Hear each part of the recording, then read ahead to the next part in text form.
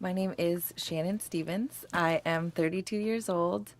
Today's date is September 11th, 2015, and I am in Sacramento, California, I'm with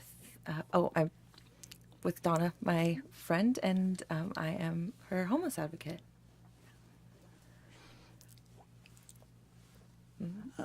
My name's Donna Yeiter. I'm 58 years old. Today is September 11th, 2015. Location is Sacramento, California. And that's my friend over there.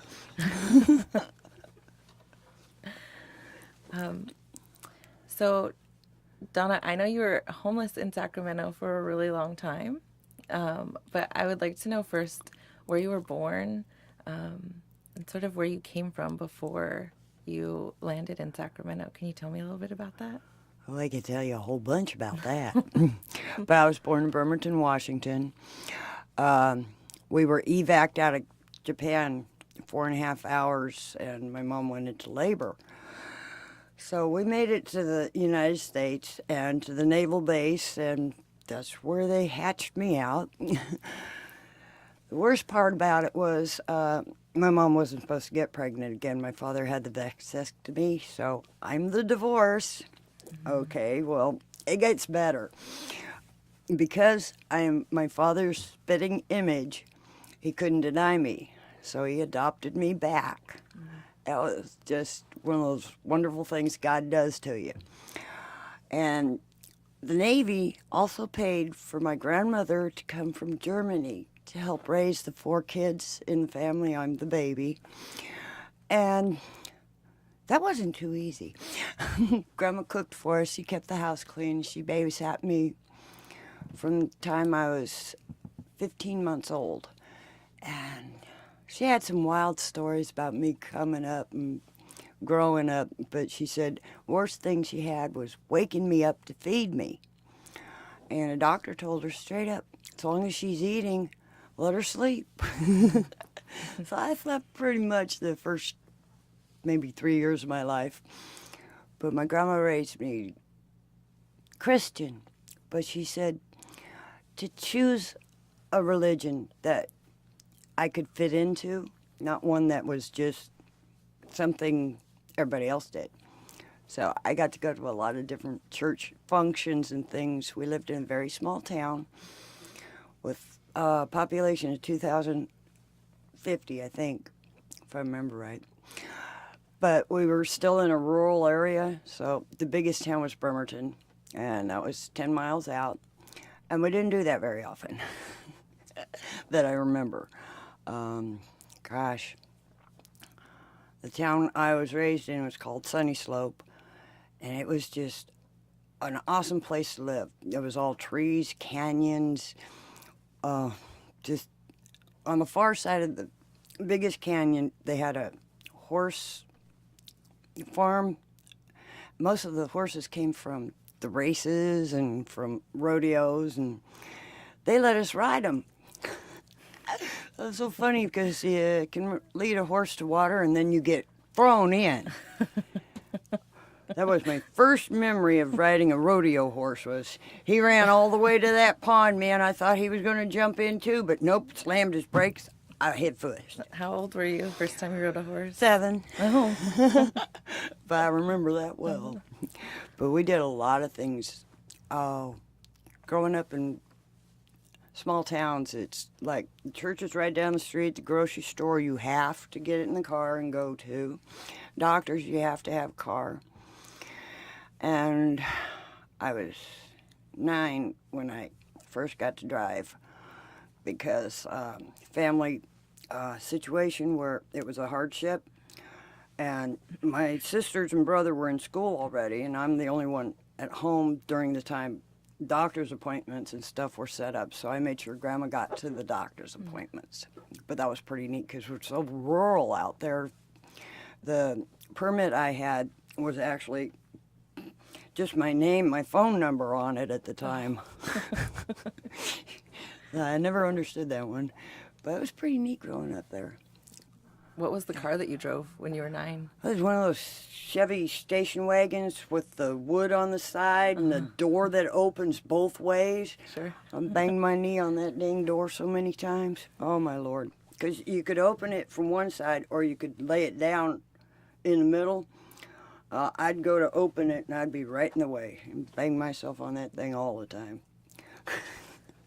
Can you tell me about, you ended up going through grade school, high school, and also you have a college education.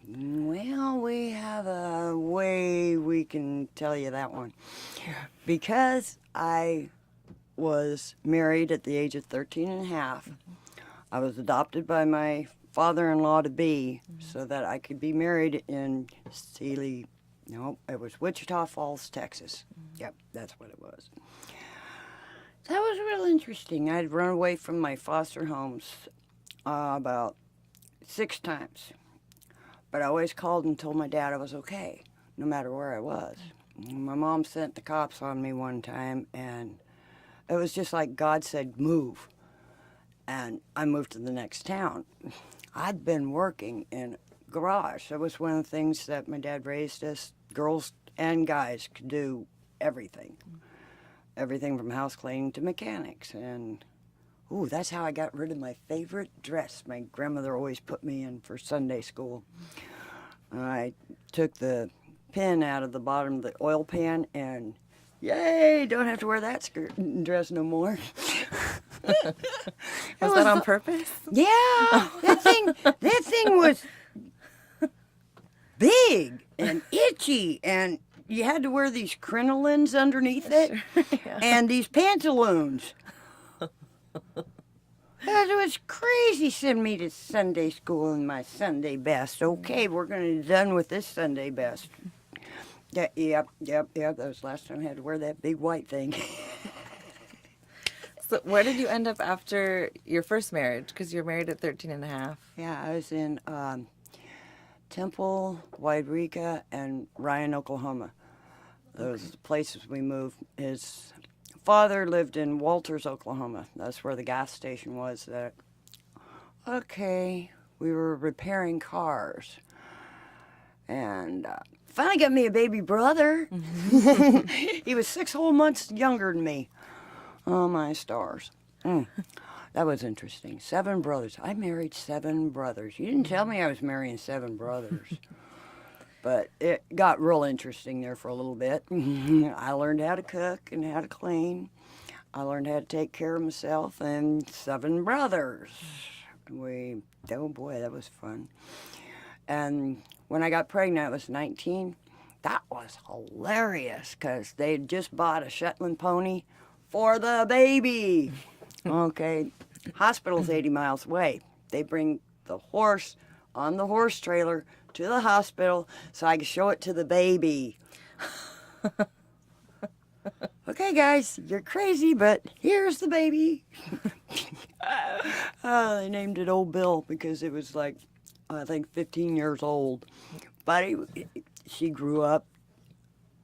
We were there just long enough for my sister-in-law to board the horse and Shirley get a couple of pictures. I've lost those pictures over the years, but they were hilarious. Oh, my God. My daughter was like a monkey on that darn horse. She loved him. It was hers, and it was a bounce and the bounce, and you hold on to the kid to keep it from falling off, and the horse is going. Okay. Yeah, this is pretty cool. Yeah. So that was, you had your first child when you were 19. Yeah, my second at 24. And how many kids do you have? I have 2. Okay. I So stopped. 19 and 24 and you're done. Yeah. Because I started my minstrel at 13. I figured 19, that's 6 years. 24, that's 6 more years. We're not waiting 6 years for another one. No, we're stopping. We're getting that cord cut. We're done. My mom brought me up 13 yellow roses when I had my tubes tied. Yeah, that was that was real interesting. So what kind of work did you do during that time? Well, I started out janitorial in a hospital, and I really got into what the nursing staff was doing. But before, let's not go too far there. I worked a mechanic shop with my father-in-law. My husband at that time ended up embezzling $168,000 from this one customer. And I remember after all the court stuff and everything, his father and I had that car running in 6 weeks. We let him stay in prison. Yeah, that was one of those learning things. But I left after he tried to put contraband in my daughter's diaper, and I wasn't going for it. Yeah, so we left Walters, Oklahoma, ended up, oh goodness, I lost it. Oh, where were we? Well, you've been a lot of places. Oh, yeah, lots. Where were you before you came to Sacramento? And what were you doing? Okay, I'd been to Sacramento during my earlier years, just passing through. But I married a man from Van Nuys. That was my third husband, my second child's dad. And I met him when I was staying with my dad because my daughter was 6 years old when we went back to Coos Bay, Oregon, because my second husband, 385 pounds, 6'4", had to use a belt on her butt. And she's only 6. This tiny little thing. And he said that's the way he was raised. And I said, it's not the way you're going to raise my baby. And wow, we were out of there. I ended up calling my dad. Hospital paid for my ticket to Coos Bay. But somewhere in there, I worked at 84-bed hospital in Sealy, Texas. That was the third husband. Wow. I'm getting screwed around in my head again. Don't worry. We'll get back there. With, before I was pregnant, I worked Sealy's Medical Foundation for 2 years. And then I was also paying for my schooling for nursing school, which I only had to do 4 hours a week because I was training on the floor. Okay. Yeah. And they say that's the best way to learn. So I went back for my CNA, my CA. I, with the hospital's help, got my LVN. I was interested in the emergency medical training because our hospital was the only hospital in a 800-mile radius that had a helipad. Yeah, I'd worked the emergency room 3 years, and they put that in. And wow, that was awesome. I rode the helicopter one time and ended up leaving Texas after that because just couldn't stay and have my daughter beat by a man that could have used his hand. I mean, he was huge. So you ended up, is that how you ended up in Sacramento? You came to Sacramento from Texas? Coos Bay, Oregon with my dad. Okay. And stayed with him 6 months. I worked a gas station there because I had to pay my bills. Mm-hmm. I was staying with Dad, but still got bills to pay. And my son's father pulled into the gas station. He's in Van Nuys, California, living in Sacramento. That's where his family was. Well, after we got married, we'd lived in Belfort, Washington for a little while. I got pregnant with little Richard. And, oh man, things got weird. He got a job over in Seattle, and hardly ever came home. So we were in the pits of divorce, and the only way I could keep both children was to move here with him. And his mom helped. Because I wasn't going to split the kids up. No way. I go through hell and high water to keep those two kids together. And his mom totally adopted my daughter as her own. And it's just awesome to every now and then see the family portraits on his side, and my baby girl's at the top of the page and my son's at the bottom of the page because, you know, tall, short. It's just, they accepted her 100%. There was no stepchild to it. And, oh boy, things went pretty rocky. We'd bought a house on Polk Street, and he got into drugs. Okay, I'm the wife of a drug addict. Wonderful. So I went into the bottle. Fair trade. No, it wasn't. We got to raise 2 babies here. So I was what they called the weekend drunk, because Grandma would take them on weekends, because that way they go to Sunday school and church and everything. So it worked out pretty good. He wasn't there to see me drunk anyway. I'd pass out, wake up Monday morning, there's the kids. Let's get them off to school. It's just, wow. Yeah. Let's go on to something else. I think I'm losing that one. Okay. I'm really interested in your experience as a homeless woman in Sacramento.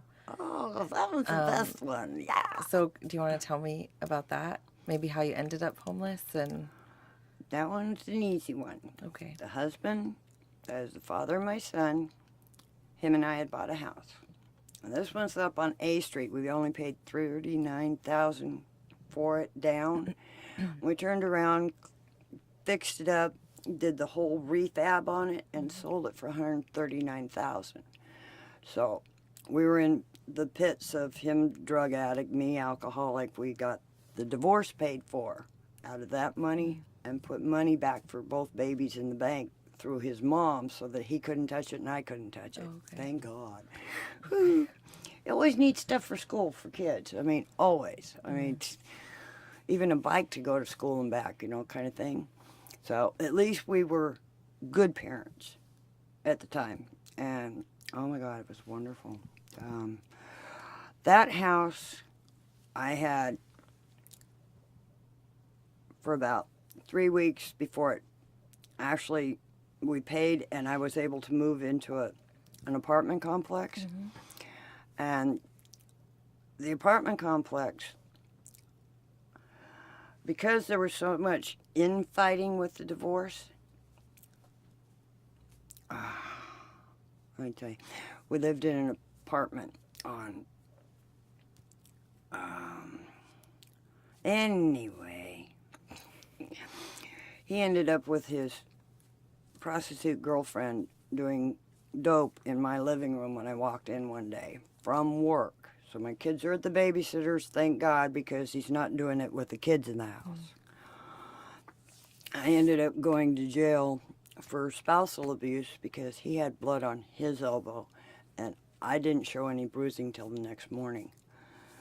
So I was one of the first women put in jail in Sacramento for spousal abuse. They weren't too happy the next morning. They'd drug test me. I had nothing.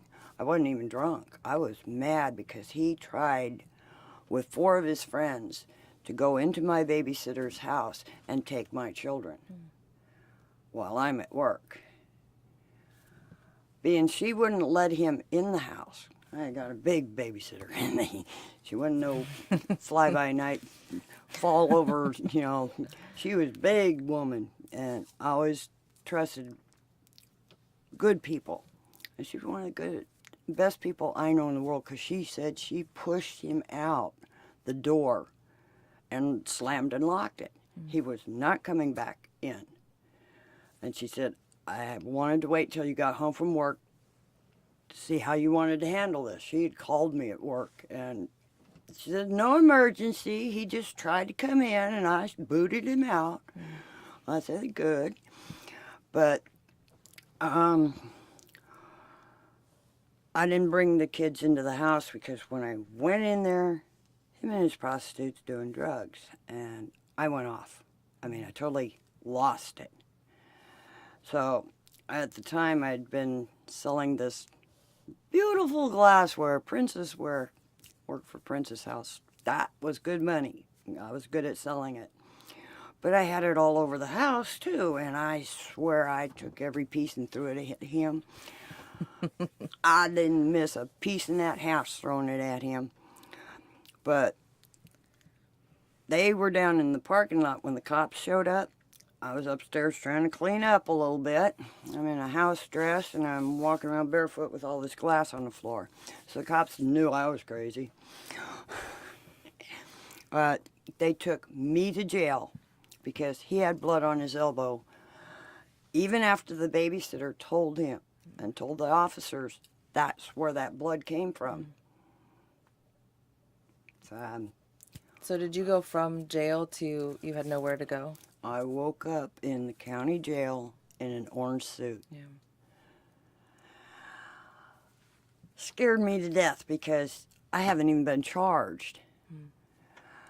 So the officer that, after they took the other inmates to Elk Grove, put them on the bus, they said, "You're not going." I said, "Cool." Well, a federal marshal walked in and a regular officer, because I have no clue.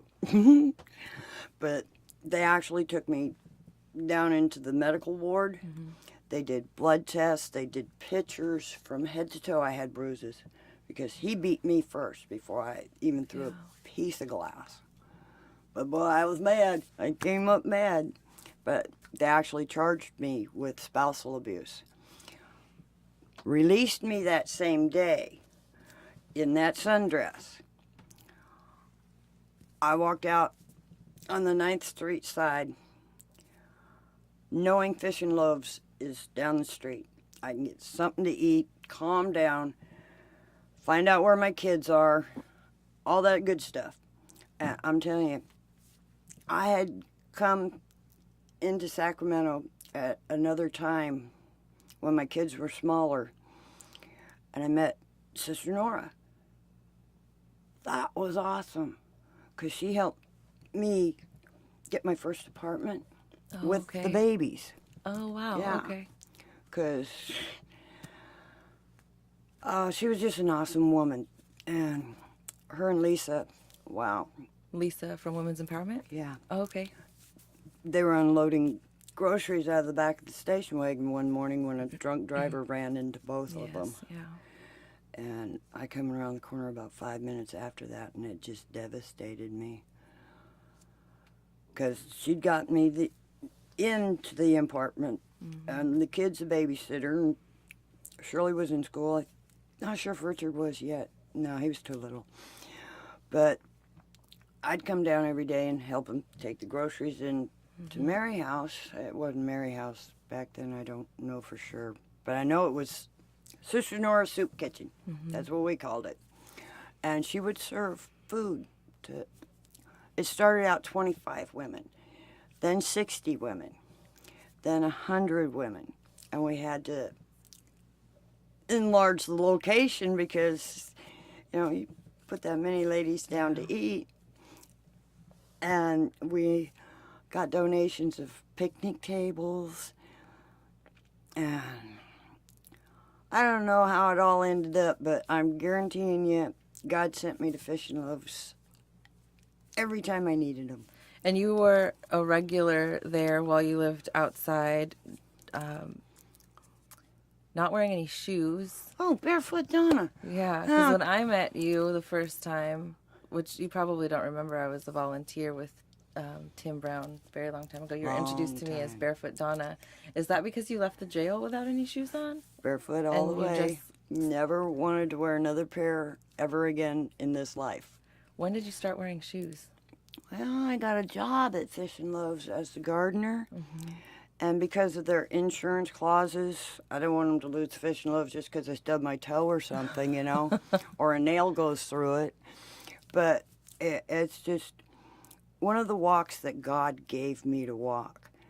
And being I was barefoot, when they gave me shoes, if they weren't comfortable, I find somebody and give them to them. Yeah. There's somebody out there need these shoes more than I do. I've heard a lot of stories. The guys got me a bag of the shower shoes one time, just so I could come in the dining room and eat in the dining room, because you have to have shoes on. That's right, yeah. So we'd put them on. We'd go through the dining room, come out the other end. Here, guys. So you were homeless in Sacramento. You camped outside for quite some time. Well, I met a lot of people during the transition from the house to an apartment to my mother-in-law taking the kids in because Richard and I were fighting so much. I didn't want the kids to see that. And so his mother and the courts allowed her to take partial custody. You know, if medical things needed signature and stuff, Sure. and I wasn't there, she could sign and all that stuff. So they lived with her for a while. But Fish and Loaves, the last time I got beat up really bad, I came in to Mary House, and you guys got me in a shower. You got me breakfast. You didn't mind I was barefoot. You didn't put me down like I was pretty well convinced I wasn't anything after he got rid of me, or I got rid of him. One of us got rid of the other one. I'm not sure who, but boy, did we finally get away from each other. And that was a good thing. But, I don't know. Fish and Loaves has always been there for me. And when Leonard Benta was a friend of mine, when I walked out of the house, I could have continued to live in, but I couldn't do it because of the memories. They were so horrible. Sure. So I just locked the door one day and walked away. Well, I had a few friends that had a big camp down here. Back 25 years ago, they didn't move us around like this. If you were out of sight, you were out of mind. And the guys at that camp actually helped me with my kids through the courts because I wanted joint custody, so the husband would have to be involved with the kids. But the court looked at my paperwork and his paperwork and said he's not even going to be allowed anything but supervised visitations. Because the judge was just sitting there shaking his head, reading his paperwork, and I'm sitting there, is this a good thing? And I had one of the public defenders that was just, if I could just remember her name, she was awesome at the time. It was her first year in, and she said, all the things I couldn't understand, she allowed me to understand. Because we had the kids in different places at different times because it's family. Let's go do this. We got an older child here. The baby can stay over here. Well, his mom was there at the house when the father of my son, called on the phone to my house and told me, you don't need to come pick your son up. We're keeping him. 20 minutes later, there's a knock on my door. There's 2 federal marshals standing there. Do you want to go pick up your son? Of course. Yes. Okay, well, is your car run? Do you have gas? You can get over there? Because we're taking you there. Okay, no problem. Not a problem. We got there into the trailer park, and his mom's was the last trailer on the row, and I didn't go in. They said, we're going to get your son and bring him out first. Are there any articles of clothing he needs? Are there toys? I mean, they knew what they were doing. It was totally awesome. And, oh, wow. It was just so weird. And we took him home, and my daughter was there about an hour later, and the federal marshal said, anything you guys need, we're here for you. And, oh my goodness, I've met both those gentlemen down at Fish and Loaves more than once. To actually see them do their job in a friendly, human manner. And then to see them see me as a drug abuser and an alcoholic and my children grown was something really, I believe God did for me. Because these gentlemen have retired since. But, gee, they were human. Most law people, because of the laws here in California, I got into the homeless committee to find a way that we could be treated human again. And I advocated for the courts in a couple places where most of the camping tickets, and only the camping tickets, could be seen in the courts in San Diego with that federal judge. We finally, after a petition of 6,000 names, ended up with a federal judge downtown here in Sacramento that the camping tickets could be serviced here. And since then, we've got what they call traffic court. So all the camping tickets go out to the traffic court. We also have jail visitations at Fish and Loaves because Angie helped us start that because it was a necessity. And she had been a trial lawyer.